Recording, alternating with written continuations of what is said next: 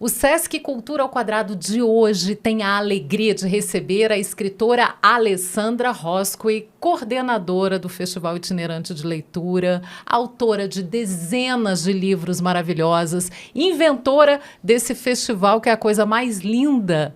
Eu queria que você falasse um pouquinho do festival, Ale. Obrigada, em primeiro lugar, por ter vindo, e eu queria começar falando desse Festival Itinerante de Leitura, Uniduni Ler Todas as Letras. É uma alegria enorme estar aqui, poder falar do festival. O festival é um grande orgulho.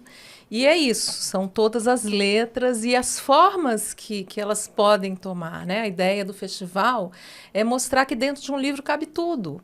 Não é só a letra e a imagem, né? Não é só a história. Essa história pode ser contada de diversas maneiras. Então, o festival traz concertos literários, traz leituras sensoriais com bebês, com cegos, leituras nos hospitais. Tem como fio condutor o afeto e a partilha, né? Então, quantas vezes você chega numa casa de idosos, aquele vô, aquela avó, que leram tanto para os netos, para os filhos, já perderam a visão e não conseguem ler, e se emocionam com o próprio autor lendo para eles trechos desses livros. Então, a ideia do festival é primeiro tirar a leitura desse lugar da intelectualidade, né? Só quem é letrado pode se encantar com o livro. Não, qualquer um que tenha esse privilégio de ter um livro aberto à sua frente pode abrir janelas e portas para muitos mundos. Poesia pura.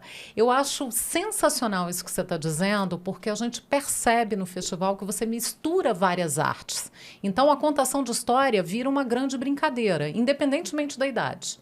É um pouco isso, né? É muito isso. E não só na questão de como lidar com o livro, né? E para que público. Que muitas vezes eu estou fazendo ações de leitura com mulheres grávidas. Os bebês nem nasceram ainda e já estão ali sendo alimentados por essa poesia, por essa voz afetiva. E muita gente, às vezes, se questiona, mas será que a gente tem que associar a leitura à brincadeira? É tão difícil, a gente é um país não leitor.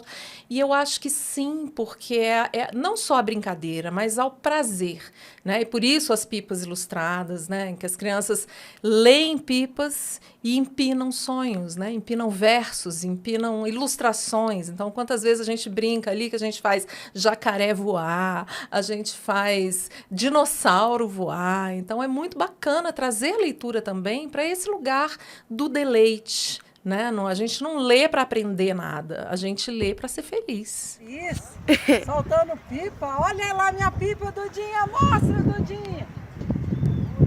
Como é que é essa história da pipa? Como é que é o trabalho com as crianças, com os leitores, não só crianças, porque eu sei que os adultos também entram na história. E os autores também. Muitos autores se surpreendem com o alcance que a leitura de um livro deles pode ter dentro do festival, dentro de um hospital. E a história das pipas, na verdade, começou com balões poéticos. Eram balões recheados com trechos de livros que as crianças selecionavam durante um piquenique de leituras. E aí a questão ambiental falou mais alto. Eu falei, não vou encher o céu de balão, porque balão a gente não sabe onde vai parar.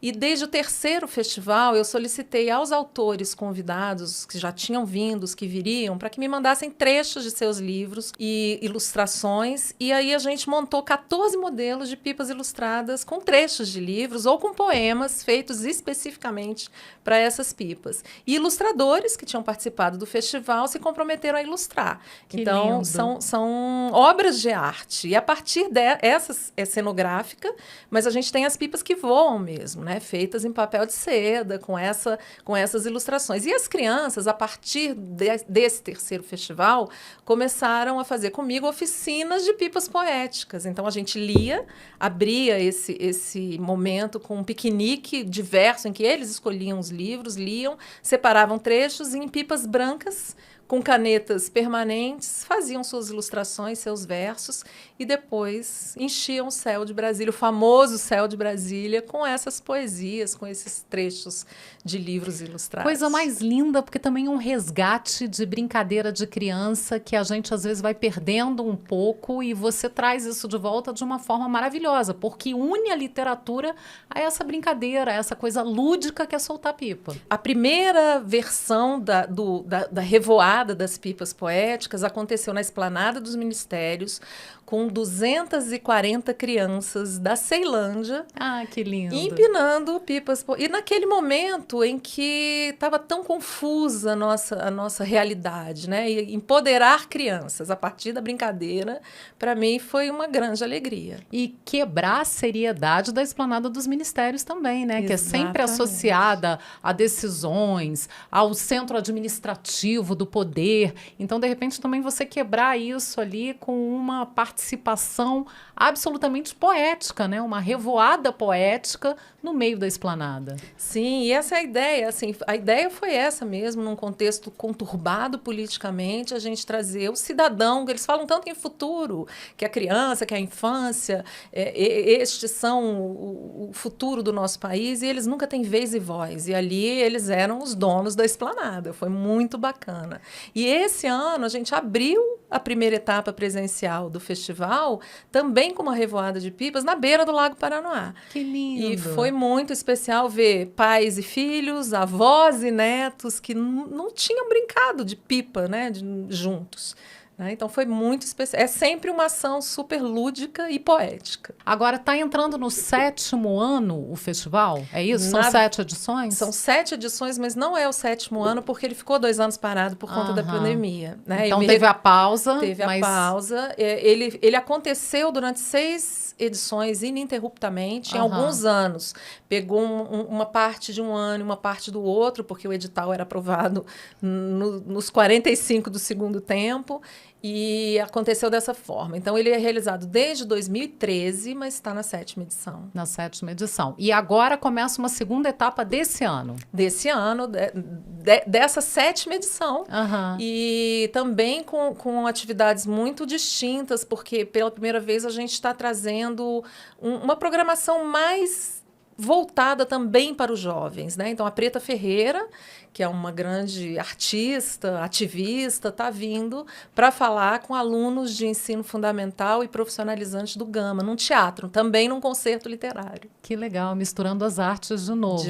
De novo. Você falou essa questão do recém-nascido, às vezes do bebê que ainda está dentro da barriga da mãe, e as pessoas acham um pouco complicado levar literatura para quem é muito pequeno, para quem ainda nem nasceu, no caso, ou para quem é muito pequeno, para crianças muito pequenas. E você desmistifica um pouco isso com as suas oficinas, com o seu trabalho, com essa faixa etária. Eu queria que você explicasse um pouquinho como é que é esse trabalho, porque eu tenho a impressão que às vezes a gente subestima os leitores, inclusive esses leitores que ainda não têm a capacidade de juntar as letras. Eu acho que no Brasil a gente subestima a infância. E eu digo que não é a infância, são as infâncias, são diversas. A infância de um menino que precisou deixar a sua casa na beira do rio por conta de Belo Monte é muito diferente da infância de uma criança que estuda em Brasília, numa escola particular. Então, são muitas as infâncias. E os 2 projetos que trabalham basicamente a primeira infância, dentro do Uniler Todas as Letras, são o Aletramento Fraterno, que surgiu muito intuitivamente no meu grupo, quando eu estava grávida da minha primeira filha, isso há 24 anos. E a ideia era essa, de trazer uma voz afetiva que não fosse só da mãe, porque o bebê ouve a voz da mãe a partir do 3º mês de gravidez, né? Porque já tem a audição aguçada. Mas o pai, o irmão mais velho, o avô, que começam a desenvolver uma ligação afetiva com aquele bebê a partir de uma leitura em voz alta. E muitos pais, avós, irmãos ficam, mas como assim? Será que ele percebe? Será que ele vai entender? E hoje as pesquisas já mostram que sim, hoje a sociedade americana, a Sociedade Brasileira de Pediatria, prescrevem leitura desde o ventre. E o Experimente a Palavra, quando esses bebês nasceram, já me veio o pedido, mas agora que eles nasceram não vai ter mais? Eu falei, mas não era para envolver o marido, a mãe, o irmão na gravidez? A gravidez já acabou, não, mas agora os bebês estão aí. E a gente começou nesse processo sensorial também, de trabalhar a leitura, o projeto chama Experimente a Palavra, e a ideia é que a gente experimente a palavra de várias formas, com todos os sentidos, não apenas com a visão e a audição. Né? Então, a ideia mesmo é fazer com que as crianças literalmente entrem nos livros, peguem os livros. Muita gente fala assim, mas criança pequena pega o livro e rasga, põe na boca, mas é isso que é fantástico. E é isso que a gente precisa permitir para estabelecer uma relação dessa criança com esse objeto. Relação até de afeto. Sim, sempre. E aquela criança que foi nutrida com a leitura, com a leitura em voz alta, certamente vai se tornar uma criança leitora. E aí entra também essa mistura de artes, né? Porque eu sei que nessa fase você trabalha muito a música, eu sei que tem uma coisa de um livrão também, que você junta as crianças para mexer, para tocar, para sentir.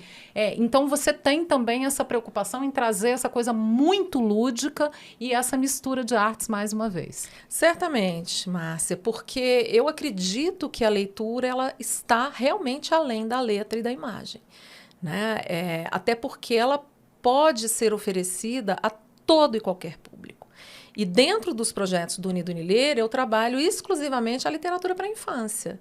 Então, muita gente fala assim, mas você vai ler um livro infantil para um público jovem? Sim.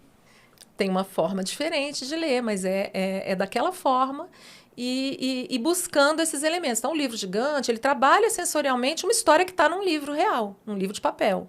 Né? E aí trabalha com, eu brinco com perfume, com cheiros, com sabores. As crianças muito pequenas, eu tenho uma dinâmica bem interessante, que eu coloco, por exemplo, chuchu, temperado com açúcar, com mel, o mesmo alimento com diversos sabores diferentes. Então, e a criança naquela faixa etária, claro que falo antes com as mães, com os professores, que já são crianças que já têm o alimento introduzido, e elas experimentam também, experimentam uma leitura, porque eu falo dos sabores, né, dentro do texto. Então, a ideia é sempre essa, é trazer... Eu acho que todas as linguagens artísticas se encontram dentro de um livro. No 5º festival, a gente trouxe uma bailarina bielorrussa que mora em Portugal para dançar livros. E foi incrível. Ela foi vestida a caráter, com uma roupa de balé, com uma sapatilha de ponta, para dentro de uma UTI pediátrica de uma sessão do Hospital Regional da Ceilândia com cuidados paliativos para a infância. E teve mãe que falou, eu nunca tinha visto uma bailarina dançar na ponta do pé, de verdade, ao vivo. E esse lugar também, a literatura para a infância, ela acorda também as nossas infâncias, as nossas memórias. Com certeza. Né? E extrapola, né? Transcende. Acaba com esse tipo de experiência, acaba transcendendo só o livro-objeto. Isso é muito interessante, isso é muito transformador, eu acho. E aí eu queria falar, a gente já falou de primeira infância, já falamos dos jovens, e eu queria que você falasse do pessoal mais velho, porque você tem experiências lindas, histórias emocionantes com o pessoal da terceira idade que participa também com algumas atividades, alguns livros. Eu queria que você desenvolvesse um pouquinho isso, que eu acho outro ponto fantástico. Agora, na segunda etapa, a gente tem 2 ações com adultos e uma com idosos. E foi muito bacana saber, porque agora, quando eu estava fazendo a pré-produção, que eu liguei, é uma obra social que atende idosos, eles não ficam internados, não é um asilo. E a gente foi a primeira vez em 2000, já não me lembro se foi na 5ª ou na 6ª edição. E agora, quando voltamos, a gente tem um grupo de mediação de leitura criado a partir daquela leitura. Que né? legal. São idosos, dando frutos. Dando frutos. Então, fiquei muito feliz. Eles fazem cursos, formações e já tem uma biblioteca. Toda vez que a gente vai a um lugar como esse, a gente deixa livros para que se inicie um espaço de leitura. Não precisa ser uma biblioteca, mas um lugar onde as pessoas que frequentem tenham acesso aos livros. E vamos fazer também uma das ações da leitura sensorial com os cegos adultos do projeto DV na Trilha. São deficientes visuais que pedalam, aquelas bicicletas duplas, e que vão receber os autores, no caso o poeta e escritor Léo Cunha, e para fazer essa leitura sensorial, também como eu faço com os bebês, só que de uma forma diferente, resgatando memórias. E nos idosos, no trabalho com os idosos, tem muito esse pontuar das memórias afetivas a partir das histórias que a gente lê com eles. Então, foi uma surpresa muito grande para o Carrascosa, que é um escritor super renomado, um dos grandes escritores contemporâneos, e ele veio para fazer momentos com esses cegos na literatura sensorial e também com idosos e com mulheres e crianças vítimas de violência em casa-abrigo. E ele ficou surpreendido com o poder dessa leitura partilhada. Ele falou, eu não tinha ideia que meu livro podia chegar dessa forma. né? Então, muitas vezes a gente traz também as histórias das histórias. Como que o autor chegou naquela decisão de escrever aquela história? Por que ele escolheu aquela história para contar? E como ela toca as pessoas. Então, a memória afetiva, que também vem sensorialmente a partir das caixinhas. Esse trabalho começou com Caixinhas de Guardar o Tempo, antes de ser livro, né? O meu livro que trouxe muitas alegrias, foi finalista do Prêmio Jabuti. E me permitiu realizar esse trabalho também sensorial e afetivo com os mais vividos. Como é que é exatamente esse trabalho das caixinhas? Eu queria que você falasse o que tem dentro de cada caixinha e qual foi a surpresa que você teve com uma determinada história que você já me contou uma vez e que eu queria que você contasse aqui de uma pessoa que não falava, de um idoso que não falava. E a partir dessa, vocês tiveram uma surpresa, eu queria que você contasse. Nem existia o projeto, nem existia o livro, e eu fui chamada para contar histórias no hospital da UNB. E achei que eu ia contar histórias para criança. Então, fui com um tapete, com arco-íris, que é o do Livro Gigante, antes do Livro Gigante nascer também. E chegamos lá, não era um grupo de crianças, era um grupo de adultos, idosos, e não estavam internados. Eu não entendi nada. E falei, não vai fazer sentido eu contar aqui a história do Jardim Encantado, que é a história de uma joaninha que só tem uma pintinha, que adora ter só uma pintinha. Isso não vai fazer sentido. Como eu estava com um livro sem ser livro, e eu faço muito meu trabalho a partir da mediação do livro, eu levei uma caixinha com o texto escrito à mão, porque eu ainda escrevo caligrafando, né? Eu ainda tenho essa mania, e dobrado dentro dessa caixinha. Foi uma coisa intuitiva. Comecei a ler esse texto, que é um texto que fala sobre o tempo, a falta que o tempo faz e a nossa memória, e resolvi, assim que terminei de fazer a leitura, eu resolvi, assim que acabou aquela leitura, dizer que eu, se pudesse, eternizaria o jardim da casa dos meus avós em Minas. E contei o Jardim Encantado exatamente como eu contava para as crianças, fazendo voz de Joaninha, né, trazendo as músicas. Fechei a história, dobrei o tapete e resolvi passar a caixinha e perguntar, o que vocês guardariam? Aí a primeira senhora abriu a caixinha e falou assim, eu guardaria a vela para o meu enterro, porque eu estou mais para lá do que para cá. Eu respirei fundo e falei, uau. Meu Deus, onde é que isso vai parar? Não tinha a menor ideia, não sabia que público era aquele, Claro. dentro de um hospital, mas que não estava hospitalizado. E aí fui passando até que um senhor abriu a caixinha e falou assim, muito pensativo, eu guardaria o cheiro do café da minha avó em dia de chuva na fazenda, porque a fazenda tinha teto de zinco, o barulho era ensurdecedor, e a vovó, para acalmar os netos, colocava todo mundo ao redor dela, fazia o melhor café do mundo, com bolinho de chuva, e entregava para cada neto numa xícara de ágata colorida. A minha é azul. E eu guardo até hoje. Que Fechou lindo, a caixa. que lindo. E passou para a senhora ao lado dele, que abriu a caixa e simplesmente chorou copiosamente dentro da caixa. E as lágrimas caíram dentro da caixa. E eu sem entender nada, até que no final o médico que coordenava esse projeto pegou no meu braço e falou assim, você vai ter que voltar. E eu falei, por quê? Aquele senhor que falou com tantos detalhes do cheiro do café, de como era a fazenda, da cor da xícara, ele não falava já há 6 anos. Esse é um grupo que está aqui experimentando um projeto piloto de arte-terapia enquanto faz as consultas por conta do Alzheimer. Voltam em algum dia para poder trabalhar a memória de alguma forma. E o seu livro acordou nele, ou a sua história acordou nele, uma vontade de falar que já não vinha há 6 anos. E aquela que chorou dentro da caixa é a esposa dele. Ah, que linda. Essa história é linda demais. A gente pode ouvir 1000 vezes, que a gente vai se emocionar 1000 vezes com essa história, não tem jeito. E eu me emociono contando porque eu tive um tio muito querido que antes do Alzheimer ser considerado Alzheimer, as pessoas não sabiam, ele enfrentou a doença. É um tio que me inspirou na vida como jornalista, como escritor, o tio Jorge, que infelizmente não está aqui entre a gente, mas que me alimentou de memórias. E assim que foi diagnosticado com Alzheimer, a gente entendeu o que era, de alguma forma, né, essa doença. Então, assim, me emociona muito essa história. E saber que a partir dela nasceu o projeto. Eu hoje trabalho com caixinhas sensoriais, não vou entregar aqui o ouro, porque senão não pode dar deixa spoiler surpresa, spoiler não, mas são caixinhas sensoriais em que eles exploram, e a partir do que eles exploram, eles trazem, eles puxam aquele fio da memória afetiva. Que mostra muito bem que não tem esse limite de idade, né? Que a literatura, ela pega desde a criança que está dentro da barriga, do bebezinho que ainda não nasceu, até a pessoa que está pensando na vela do velório, porque está mais para lá do que para cá, né? Exatamente. Então... E a escolha dessas histórias, por exemplo, eu sempre fico muito tensa quando vou à Casa Abrigo. Nós vamos de novo à Casa Abrigo com Preta Ferreira. E vai ser um momento, a gente junta as mulheres e as crianças, e a Preta tem uma fala muito em cima do racismo, das dificuldades, do novo navio negreiro brasileiro, que são as prisões femininas, que ele enfrentou 108 dias de prisão, mas a gente vai também para falar com as crianças. Então, essa mistura, eu sempre digo, a gente precisa ter a sensibilidade de entender, por exemplo, que uma história que fale de memória dentro de uma casa-abrigo não vai trazer boas memórias. Com certeza. Então, lá a gente, agora na fase que passou, a gente pegou pelo riso, pela brincadeira. Nessa segunda etapa, que começa agora em outubro, já vou trazer um outro momento de reflexão, mas também pegando por esse fio, né? De novo, o fio do afeto, o fio do abraço, porque a palavra também abraça. Né? As leituras também abraçam quando a realidade dói demais.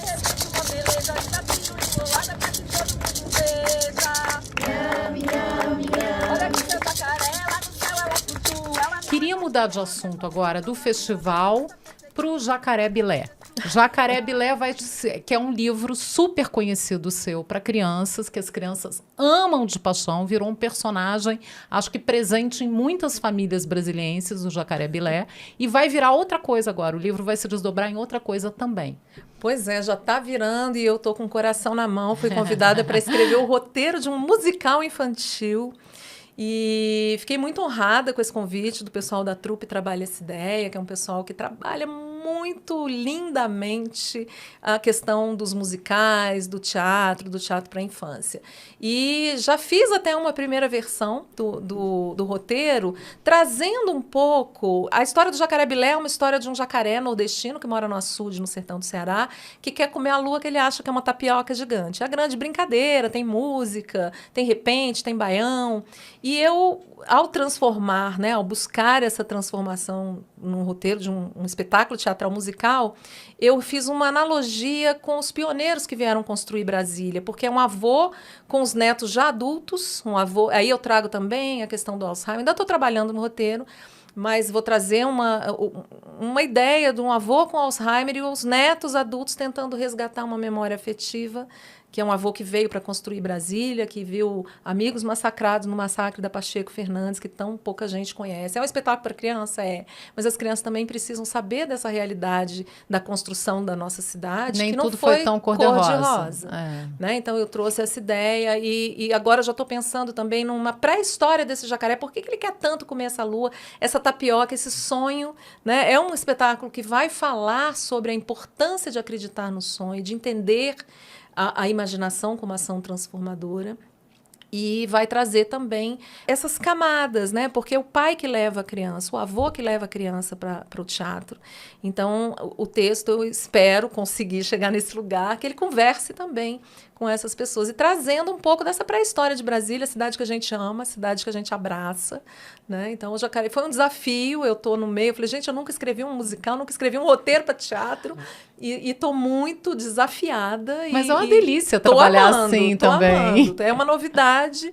E assim, eu brinco, que eu falei, gente, eu não aguento mais o Jacaré Bilé. Toda vez que eu vou, quero contar a história do livro novo. E todo mundo me pede o Jacaré Bilé. Mas agora é um outro Jacaré Bilé. Então, eu estou muito empolgada com essa possibilidade de ver o Bilé nos palcos. De uma outra forma, né? De uma outra maneira. A Brasília está sempre presente de alguma maneira, mesmo quando não está explicitamente, ela está presente de alguma maneira na sua escrita, na sua obra, no seu trabalho? Sempre, sempre muito. Eu tenho uma relação com Brasília, de novo, muito afetiva, muito inspiradora, mas também essa Brasília, assim, hoje eu faço questão de quando vou conversar com jovens, a gente tem uma oficina de contos de terrir, né, que é a mistura do terror com o humor, né, e eu sempre trago também esse lado que ficou meio apagado. A gente tem muitos apagamentos, né, Márcia, na nossa história, na história do Brasil, né, na história da nossa colonização, de como O foi. Brasil não cultiva memória de Não, jeito nenhum, nem não. patrimônio. Tem um Exatamente. problema, aí tem um problema sério, né? E a gente que é de Exatamente. Brasília sofre muito com isso também. Sim. Porque a gente vai vendo o patrimônio sendo Destruído, né? E não entendido como esse legado, como essa coisa que precisa ser preservada, que precisa ser cuidada.